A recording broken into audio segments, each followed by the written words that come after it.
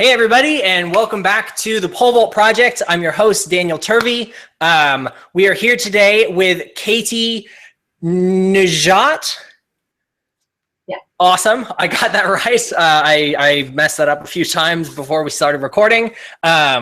Before we dive in, I got some awesome questions on Instagram from people that Katie and I are going to go over today. If anyone watching has any questions, you can email me, Facebook me, or hit me up on Instagram at the Pole Vault Project. I would love to get your questions answered. That's what this whole project is about, is getting information out to people that want it.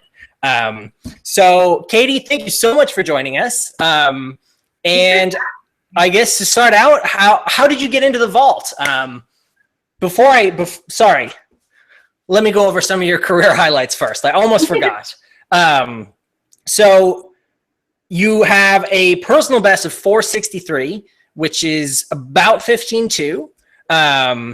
And you were the 2015, you were third at indoor nationals and fourth at outdoor nationals.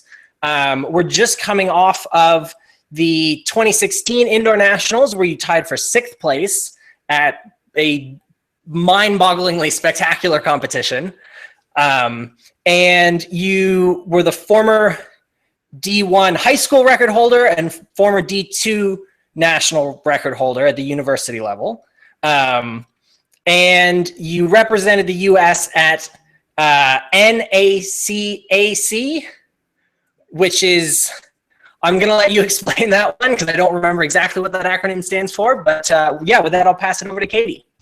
Okay. Yeah, so that's NACAC, so it's North America, Central America, and the Caribbean. So that was fun. But thank you for having me. I'm really excited. But yeah, my name's Katie Nageotte. You did get it right.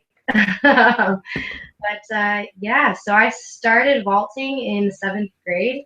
I was about 12 years old, and which for that time was really early. I don't know many people around my age that were lucky enough to start that young, but I started track in 7th grade. I couldn't really do it before that. And they took us over to the high school, and I saw the high schoolers doing it, and I was like, I have to try that. And I bugged my coaches for days, and finally at the end of practice, the one was like, all right, fine, go over there. And there was just one girl and the coach, and I kind of walked up, all 70 pounds of me, and I was like, can I try? He was like, sure. And so, yeah, I guess it's history. Awesome. And that kind of leads us into one of the first questions that we got. And this is from Full-Time Fit Wife on Instagram.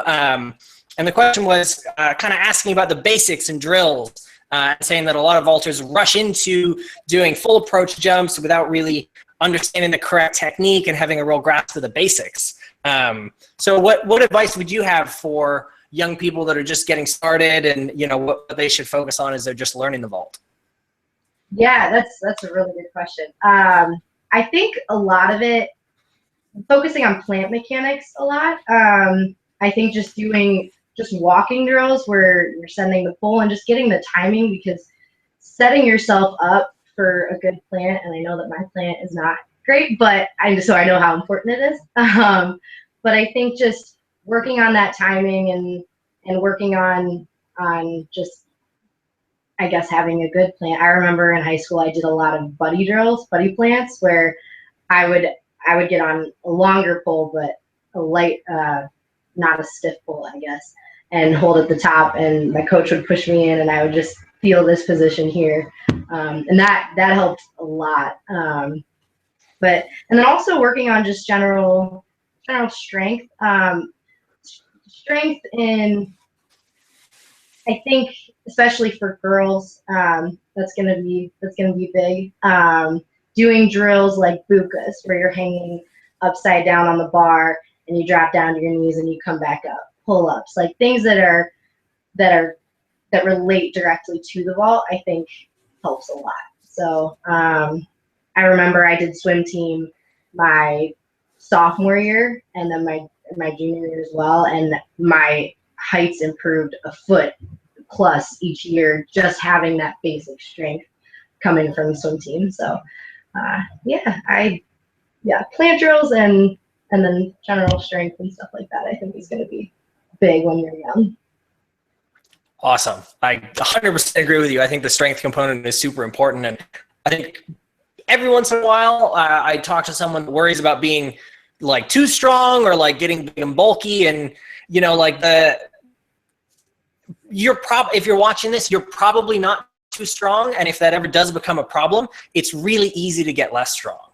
And that's probably not what's holding you back. But the fact that you can't do a pull-up might be holding you back from jumping.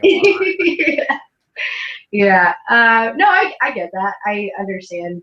I understand the logic there, but you would have to dedicate so much time above and beyond, specifically to weightlifting and adding in all kinds of supplements to get big and bulky. So I think definitely having muscle, you need it. But in terms of getting too bulky, I don't think that's going to be a huge issue. Awesome. And you actually recently posted on Instagram and Facebook, I think, like a really cool video of like a pull-up and like a bar workout that you did. And if anybody's, listening to this and wants some ideas, I think going on Katie's social media and looking up that video would be a great place to go to look at some drills that an awesome vaulter does. So that would be a good place to start.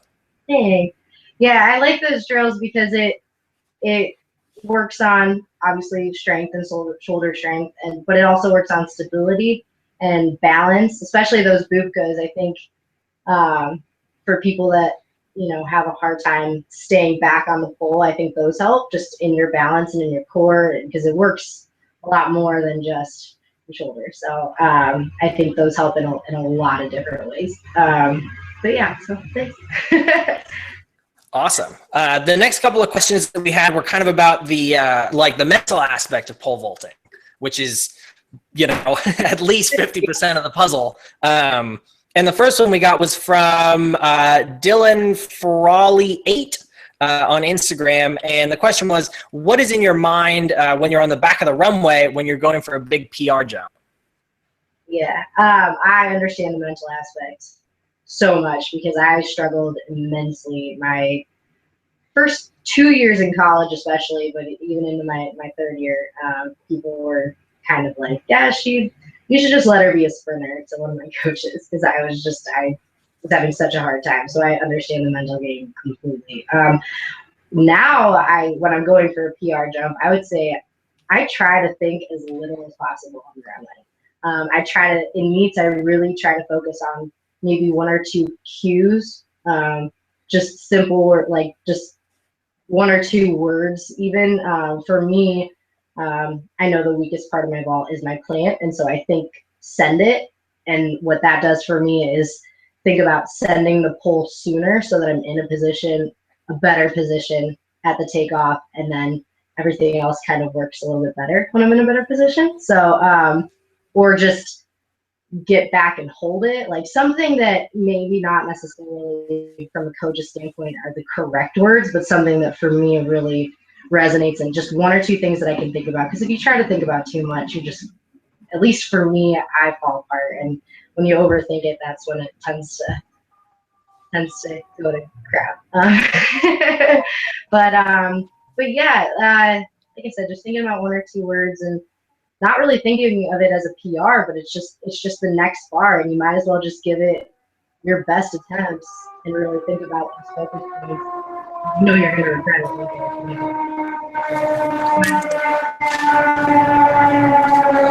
Awesome. Yeah, I think that kind of fear of taking off is a thing that a lot of people have, and running through is a big problem for a lot of people. And how did you deal with that when you had that problem for a couple of years? Some people have it for a few weeks and it seems awful, but a couple of years must have been really difficult to deal with. How did you manage that?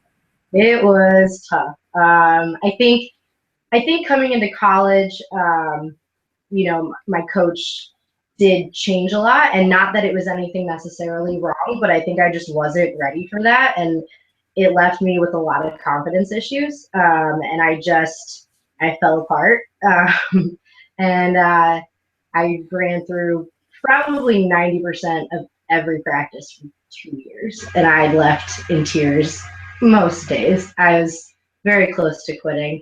But I knew I would never forgive myself if I quit. Like I would have rather jumped consistently 10, 11 feet for the rest of my life than I quit. So I I think for me, when I ended up, I went to Dayton first. I went to the University of Dayton first, and then, the coach ended up leaving, and so I transferred to Ashland, and I think having a new scenery helped. And the coach there was just very, very patient, and he was very understanding, and he was very good at being positive.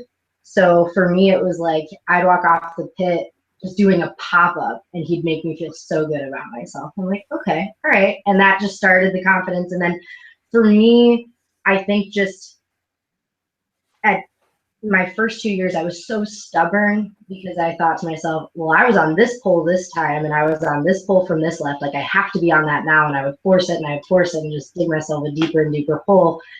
And so, when it finally started coming together, I just took a step back and said, look, like I can't get on this pole right now. Like mentally, it's just not happening. So I got on a very small pole from a very short run, just forced myself to get up in the air.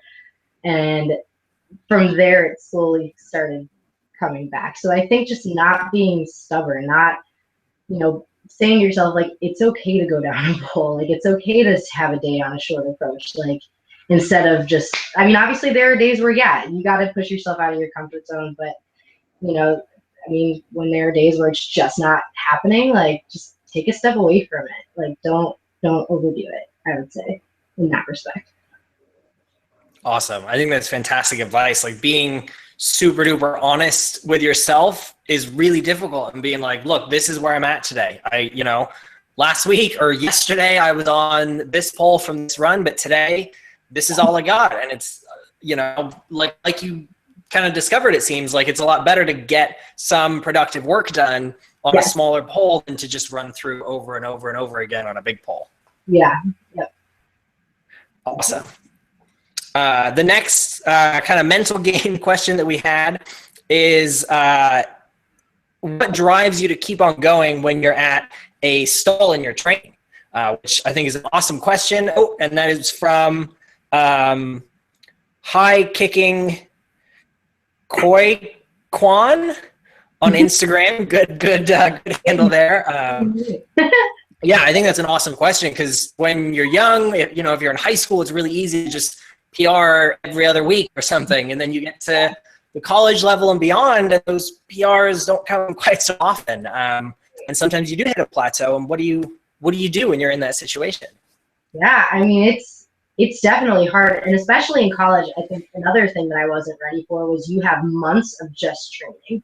Your season doesn't start until January at the latest, I would say. And so like you have these months of training where you don't get to see any of the results. And, in high school, you really didn't have that. Like there was an indoor season, and I know that's becoming much more prevalent now, but it's still a lot. If you go to camps in high school, it's still just, fun practice, like once or twice a week. And, whereas it's legitimate, and it feels like you're in season all the time, but you're not getting to see those results. So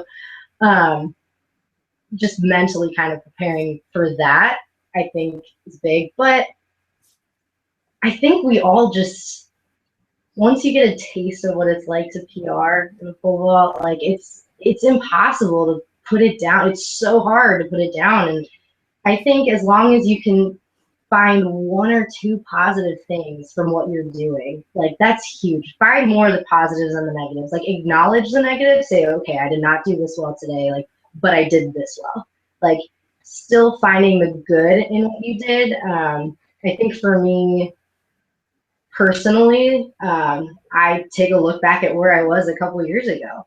And, when I'm having a bad day, it's like, okay, even my worst day today is better than my best day like 3 years ago, and even if you're going through a hard point, try to find the positives out of it. It's very hard. It's very hard in this sport when the bads feel awful.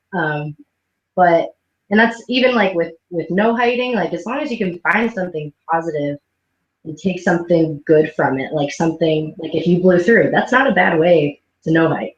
If you came down on the bar, okay, it's a standard issue, just finding the good in the vault, I think, is a good way to kind of persevere through those hard times. Because it's fun, right? Right?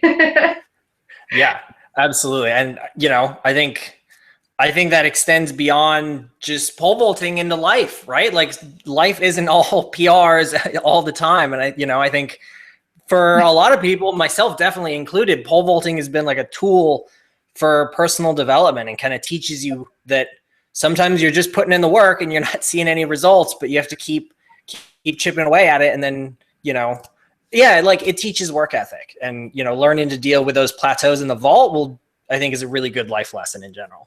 Absolutely. Yeah. Awesome. The other kind of mental question we had was kind of about fear. This is from Roscato on Instagram, another good handle. And the question was, is it possible for the pole to launch you backwards? That fear has blocked my head. So like that fear's been getting inside someone's head of thinking, what if this happens? What if this happens? And in this particular instance, kind of getting rejected by the pole. So yeah, what are your thoughts on that? I mean, I think all vaulters, on some level have a fear of getting rejected. And I think the more you do it and the more consistent you become, the less that fear becomes. But I think every vaulter out there, even look at Renaud Levelani. He got rejected on his second world record attempt. It happens, it does, but the more consistent you are, the less that happens. And I think everybody has a little bit of fear, but it needs to be controlled fear. If you're really too afraid to jump, if you're more afraid of getting rejected than you are wanting to clear a bar, like that's going to be an issue. That was my issue, like when I dealt with that whole mental block. But I think, yeah, like I would say everybody has it, but you just need to stay consistent and trust your coach. What he's telling you is going to keep you from getting rejected, I would say. And just being confident, trust yourself. Going up to a new pole, like that's a little bit scary, but you should look at it more as, okay, this is the next pull up. This is what I have to get on to clear the bar. And as opposed to, okay, this is a bigger pole, this is a bigger pole. And don't look at it that way. Look at it more as, okay, this is just the next pull. It's like kind of like with the PR bar. It's just the next bar. So. Awesome. Yeah, I totally agree. I think if you don't have a little bit of fear of getting rejected by the pole, then there might be something wrong with you. Yes. Like, yeah. Like that fear signal from your brain is not necessarily telling you not to do something. It can be like if you're coming down the runway and your step's way off, you get that, this is bad, don't do this signal. But having a little bit of fear about pole vaulting, I think, is a very normal response. Yeah. And kind of gives you a healthy respect for the event. And like you said, if it starts getting beyond a healthy respect into something that's keeping you from jumping, talk to your coach about it. Say, hey coach, I'm terrified. What do I do? Yeah. And it's human nature. You do not want to run at a stationary object full speed with wanting to jump onto a pole. Naturally, no one wants to do that. Your body does not naturally want to do that. So you have to overcome that. It's not a natural sport. It's not a natural thing. But yeah, when it becomes a little bit more, talk to your coach. Like go down a pole, go, do the things to kind of overcome that. Awesome. Be scared and do it anyway. Yeah. Awesome. Let's see here. We had a couple specific technique questions, which I think are really difficult to address in this format. And for those of you that asked these questions, I'm really glad you asked them. And season 3 of the Pole Vault Project is going to be 100% dedicated to technique. We'll take a crack at them, but don't hold your breath. It's really difficult to explain technique things, A, without having seen your jump, and B, over a video chat where we're not pointing things out on a vault. But the first question we had was about the turn. So any advice you had on turning before getting to the bar?